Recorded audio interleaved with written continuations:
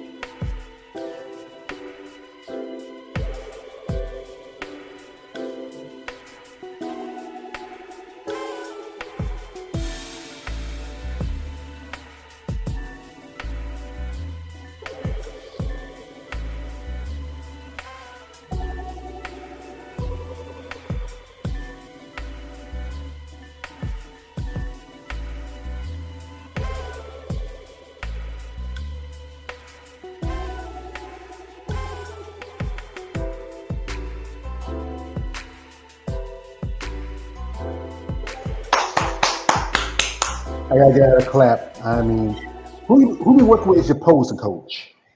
Right now it's just me.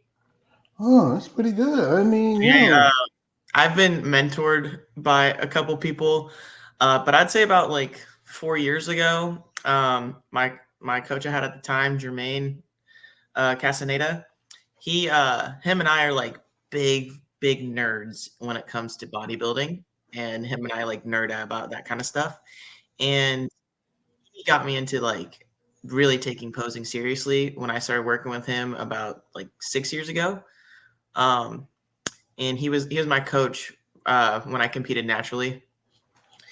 So like he got me to like perfect my posing initially. Like he got me into like wanting to be not just like get big and like be good at like just mandatories, but like presenting a beautiful package, showing there's art in posing.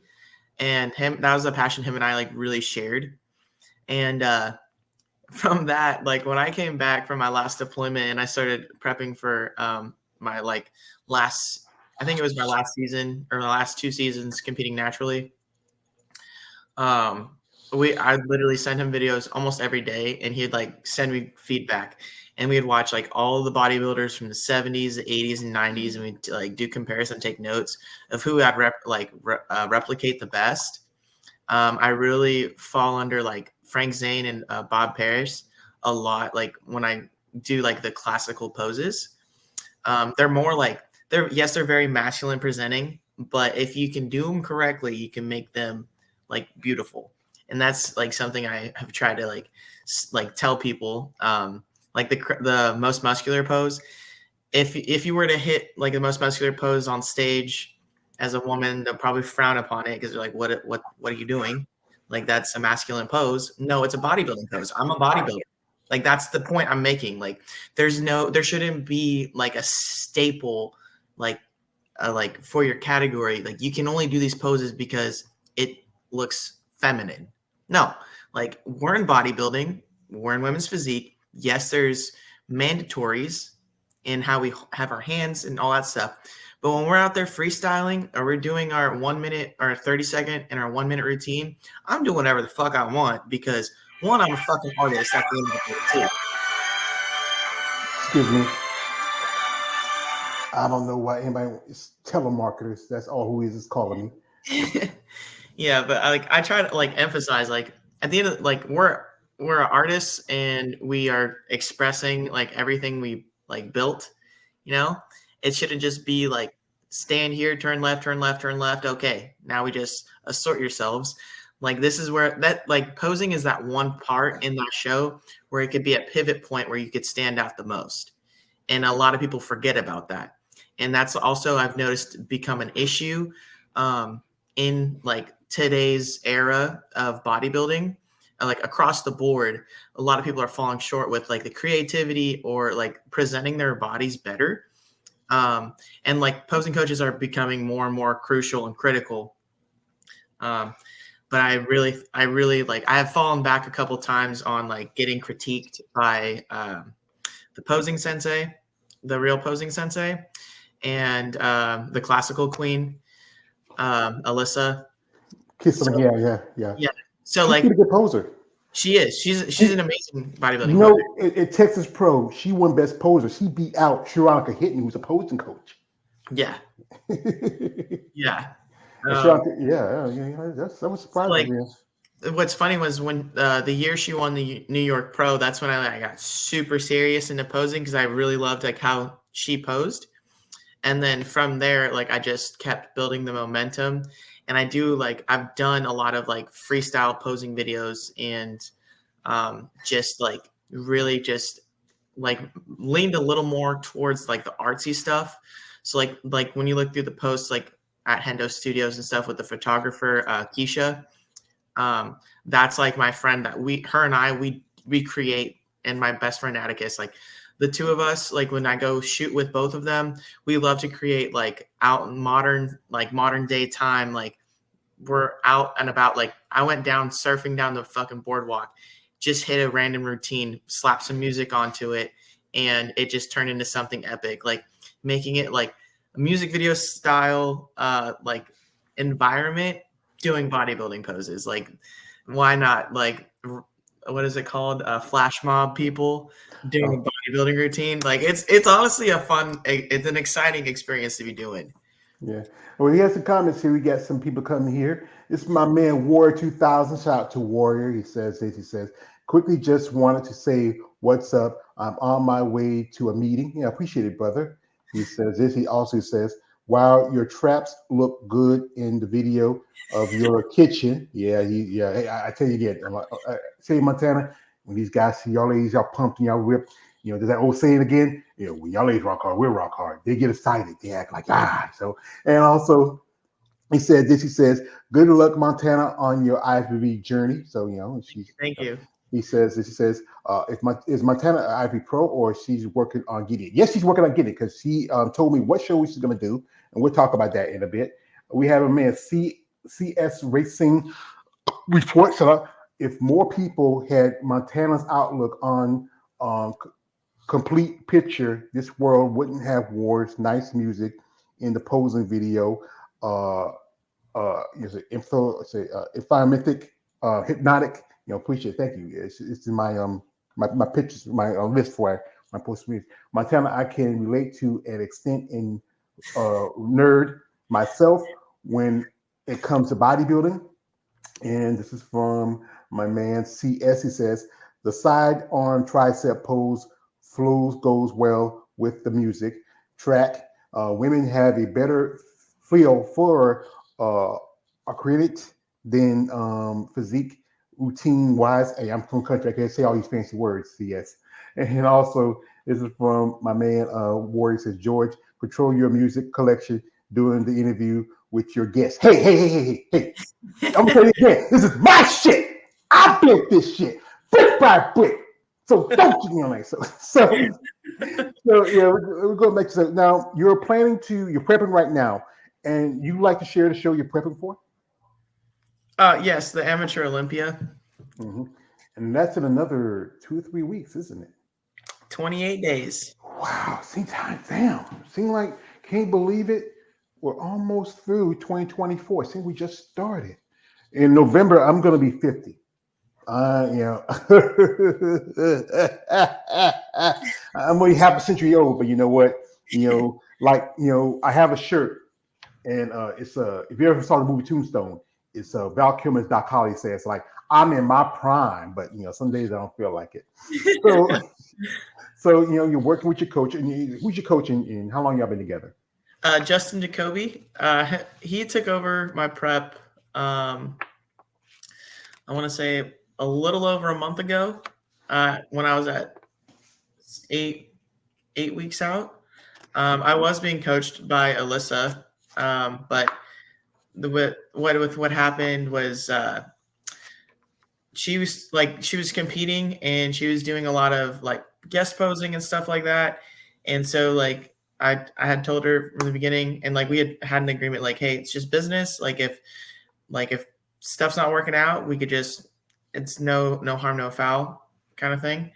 But I just to me, I felt like if she's going to be competing, she's trying to go to the Olympia, I wouldn't want to be an athlete like worrying about like her because she's prepping. And I want her to be focused on winning a qualification to go to the Olympia. Vice me, I'm trying to win my pro card. So like, I don't want to be worried about my coach who's on prep as well doing the same shit like this at the same time. Cause like I'm feeling it. I damn well know she's feeling it. So like I'm not gonna be like up her ass, like asking all these questions and being annoying to her because girl's doing the same shit. So and like talking with my friends that I've like stayed in touch with since nationals, I had been recommended to get with Justin Jacoby and hit him up, gave him the rundown, and ever since then it's not it's not like a night and day difference, but it's definitely like we've definitely hit like new lows in prep, and we've definitely got a good rhythm going, and we've built a lot of momentum since starting with him. Mm-hmm. Especially like with all the changes I've made with like my lifestyle and everything. I went from working 7/12s to I got a remote job. I work from home now, so everything is basically oriented towards bodybuilding. My whole schedule is built around bodybuilding right now, and it's the first time ever that I've been able to do that. So with that, going into the hardest parts of prep, being 28 days out, we're on a roll. We're just steamrolling through this prep with the minimal issues and like just staying healthy. And yeah, like I'm very grateful to be working with Justin because I've done nothing but seen really great improvements since then. But Alyssa like was with me for the getting me off my bulk, slimming me down, and like really breaking down the barriers of like shaking off that off-season weight, which was pretty fucking amazing to see happen in a timely manner. But Justin picked up right where she left off, and we've been just rolling since. I have nothing like I don't want to emphasize like I have nothing bad to say about like being coached by her. Like she was a phenomenal coach. It's just, hey, I just didn't want to like have us waste each other's time because if you're in prep, you're going through it. I'm in prep, I'm going through it. I'm a needy bitch. Like I'm gonna annoy the fuck out of my coach. And like Justin knows, I literally text him almost every fucking day. like saying something or sending him a fucking meme. Like it's but like I like to have like constant communication, and if it's not there, I'll be like, okay, like I moving on, you know. Yeah. Um, Yeah, I can understand that because you know what? This is what I often say. This is from one of my favorite movies, also from Batman Begins. Be aware of your surrounds all the time, young Mistress Fry. Never give up your feeling for a killing blow. And from stuff I hear, because ever since I've been doing this content, I've become friendly with some people, and I hear some stuff about her. One of my other monikers, they call me Jon Snow, the Bastard of Winterfell, the commander of the wall. And sometimes, very often, my ravens will bring me little information here and there. But yeah, I think she has a great style. Stuff I heard, yes, but you did good with her. And I often hear that sometimes it's not good to be with a coach who's also a competitor. Because I remember one lady told me she was working with a coach. He was getting ready for a show, and then he just wasn't focused on her. You need that person who can really focus on you. There's some good coaches, guys like Brandon Ray, Trey Hodge. I'm talking one lady, she's talking with Narcere. There's a guy who's the king of women's bodybuilding, that's Shelby Starnes. Your coach, like he has that great potential of being one of those coaches. Yeah, he has a pretty good lineup because he falls under the Camp Jansen coaching.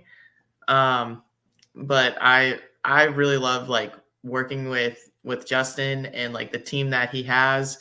Like we're all in like a group chat together. He like if he has stuff going, well, this is what I appreciate the most. If he has stuff going on personally, he has no problem communicating that to us like in a group chat.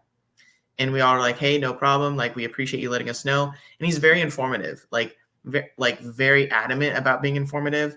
And that's something like for me, like I overthink a lot of shit and I'm in my head. So like I was like, oh, well, my coach hasn't texted me back in like 2 days type of thing. I'm gonna start thinking like the worst. Okay, maybe they're not just like, so if you go a while or like for instance, if you're a competitor and you're coaching clients, right, and you go a couple days without getting back to your clients, your clients need your attention and you're not giving it to them, like they're gonna think the worst like case scenario possible, and that's something that I didn't want to have because that's stress, that's cortisol levels going through the roof, and that's something that I didn't have the mental capacity to be dealing with.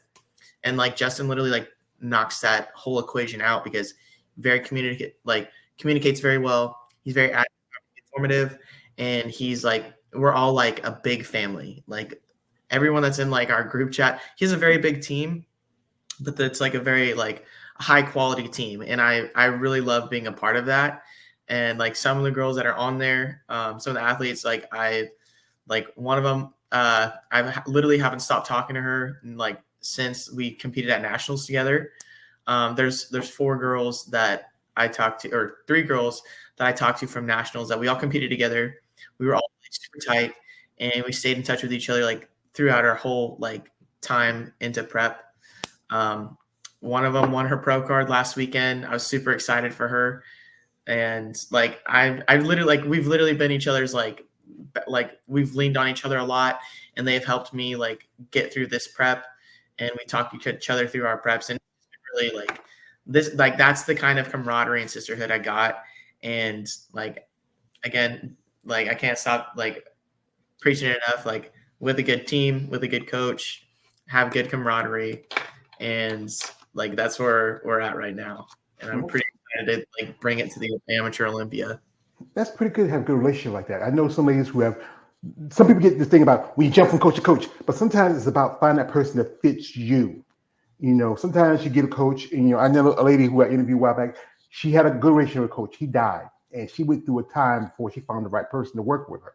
Sometimes when you make those relationships and bonds, those are the things that help you along the way, especially in this sport. Because, like I said again, this sport is mentally, financially. The financial part is the worst part of it, because for you women, it costs you a lot more to compete compared to men.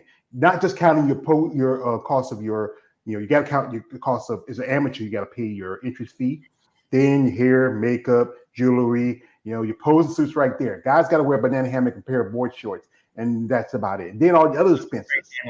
Yeah, I mean spray tan, everything. We have a comment here. My man, Warrior, speaking out says, George, you crack me up with your outbursts of jokes. Yeah, that's how I'm. Like I said again, Warrior, I am. I'm particular type of criminal.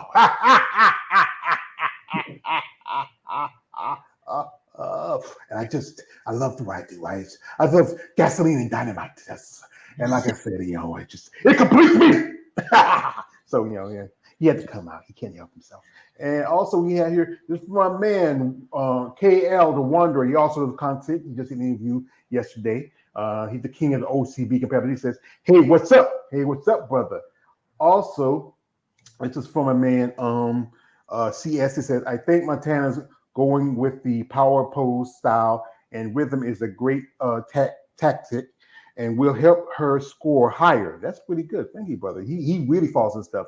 Also, it says, Miss Frey makes a valid point similar to strippers that having with them has been more than a trend since the late 90s. A little less of issues with women's bodybuilding. Yeah. And, one of my jobs before, I used to have a couple of jobs. One, I used to work at a gas station when I was 16 till I was 30. I was the stock person. Then I was I didn't end up, I was assistant manager.